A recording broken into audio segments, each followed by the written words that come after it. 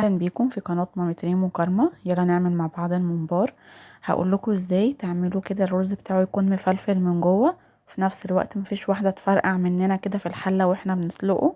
اقولك على كمية الرز اللي تعمليها قد ايه ومدة التسوية المظبوطة. الممبار بالذات من الاكلات اللي لو ظبطتي خطواتها ومقاديرها يطلع معاكي ممبار زي ما الكتاب بيقول، هيبقى كل حاجة فيه مظبوطة. شوية التريكات والتفاصيل دي هي اللي هتخليه يبقى طعمه مميز عن اي ممبار كلتيه في حياتك. يلا بينا نسمي الله ونشوف الطريقة مع بعض. بس قبل ما نبدأ ما تنسيش تشتركي في القناة وتفعلي زر الجرس على الكل عشان يوصلك اي فيديو جديد بنزله وتشوفيه قبل اي حد.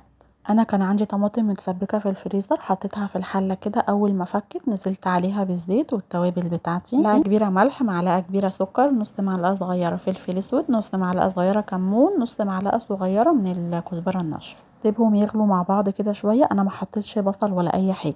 انت الطماطم لو عندك مش متسبكه جاهزه هتضربيها في الخلاط وبعدين تحطي زيت والطماطم اللي انت عصراها في الخلاط، واول ما تتسبك تحطي عليها التوابل. انا الطماطم بتاعتي كنت مخزناها فانا بخليها تكون مركزه جدا، فانا عامله حوالي كده لتر الا ربع من الطماطم.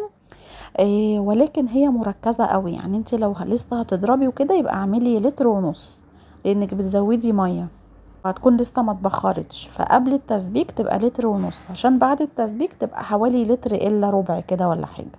المقادير اللي هقولكوا عليها دي النص كيلو من الممبار قبل التنظيف، يعني بعد التنظيف بيقل شويه. النص كيلو ممبار بياخد كيلو ونص رز. انا بهدي النار خالص كده واحط الرز في الطماطم، وهي بعد ما استبكت خالص احط عليها الرز واديله تقليبه كده مع بعض، بحيث ان لو في اي ميه ولا اي حاجه تتبخر كده معايا، الخلطه تبقى ماسكه نفسها ما تبقاش صايصه كده. وثلاث بصلات مفرومين صغيرين او بصلتين كبار، عايزه تبشريهم تقطعيهم تضربيهم في الكبه براحتك. الناس اصلا بيعملوا خلطه الممبار متقطعه، يعني مفيش طماطم متسبكه، بتكون طماطم متقطعه مكعبات وبصل متقطع مكعبات.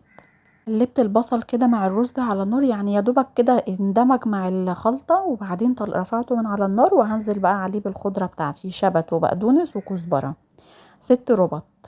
الطماطم والبصل والخضرة كل ما يكونوا كتار في الممبار بيديله طعم حلو جدا. الخضرة دي كانت عندي بقالها فترة فهم كانوا 6 ربط، بس لما قعدت شوية اصفرت وما بقتش حلوة، فعلى ما نضفتها فادتني الكمية اللي قدامكم دي.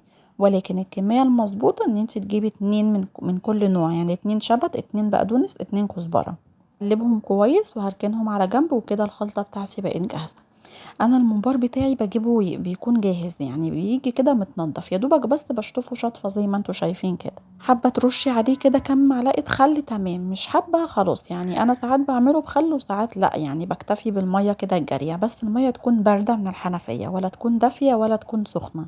بدخل الميه جواه كده بحيث ان انا ابقى شطفته كده من جوه وبره. مامتي كانت عندي اليوم ده وهي اللي قعدت تحشيه، بتفتحه بصوابعها كده وبعدين تدخل من جواه الرز بصوابعها التانية زي ما انتوا شايفين كده، اكيد الفيديو موضح. وبعد ما بتحشيه كله طبطب كده عليه بايديها بحيث ان هو ما يبقاش واخد رز كتير عشان ما يفرقعش، بيبقى بالسمك اللي انتوا شايفينه ده. انا هوريه لكم دلوقتي. والاحرف بتكون سايبه فيها يعني حوالي نص عقله ولا حاجه، بحيث ان الرز ما يطلعش كتير منه. الرز اللي جوه بينفش والممبار بيكش اول ما ينزل في الميه السخنه، فبيطلع جزء كبير من الرز، فاحنا مش عايزين يعني نكتر قوي في الرز في الحشو. السمك بتاعه بيكون اقل من نص عقله. وطبعا في الاحرف تسيبوها كده فاضيه، بحيث ان لما يكش ويقفل عليه الرز ما يطلعش كتير يعني معاكم. اهو زي ما انتوا شايفين كده، طبطبي عليه وتطلعي لو في رز زياده او حاجه. جبت اكبر حله عندي بحيث ان انا اسلقه كله مره واحده. حطيت عليها ملح، بس معلقه كبيره من الملح. الميه سخنه جدا بتغلي وهنزل فيها بقى بالممبار. انا بنزل بيه كده يكون مفروض شويه بحيث انه يبقى صوابع، مش عايزاه يبقى متني. بحط فيها الكميه كلها. الحله دي بتاخد نص كيلو من الممبار عادي.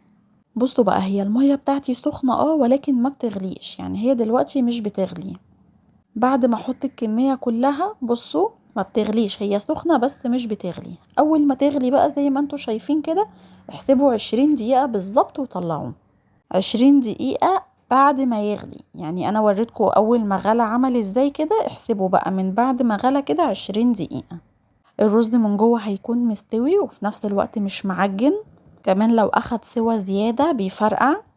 انا بعد ما طلعته عماله اوريكم اهو ان مفيش ولا واحده فرقعت. يعني ده الرز اللي طلع اللي كان على الممبار من فوق او من الجناب، يعني اللي طلع من الممبار. لكن بصوا انا بوريكم مفيش ولا واحده فرقعت، يعني مفيش الجلد او الممبرايه كده مفيهاش رز طلعت قدامكم دلوقتي. بصوا الممبرايه بقت مفروده كده عشان انا حطيتها كويس في الحله بحيث ان هي ما تتقوصش. انا بسلق النص كيلو كله واشيله في التلاجة. وقت ما بنيجي ناكل كده بطلع كام واحدة على قدنا واحمرها في الزيت. بسخن الزيت كويس وبعدين انزل فيه بالممبار، يعني حوالي دقيقتين، وبعدين اقلبه على الجنب التاني. واول ما يطلع زي ما انتوا شايفين كده بحط عليه ملح كده بحيث ان هو يديله طعم حلو. والخطوة دي اختيارية وبس كده. بصوا تعالوا شوفوا الرز كده من جوه عامل ازاي، مش مهري خالص وفي نفس الوقت مستوي، يعني الرز مفلفل ومظبوط. وكمان لما تيجوا تحطوا الزيت في البداية حطوا حوالي تلت كوباية كده من الزيت، يعني زودوا الزيت شوية بحيث ان الرز معاكم يكون ايه، مفلفل برضو ومش ماسك في بعضه. وبكده اكون خلصت حلقة النهاردة. يا رب تكونوا استفدتوا من الفيديو. لو استفدتوا ما تنسوش لايك وشير وسبسكرايب لقناة مامي ريم وكارما على اليوتيوب.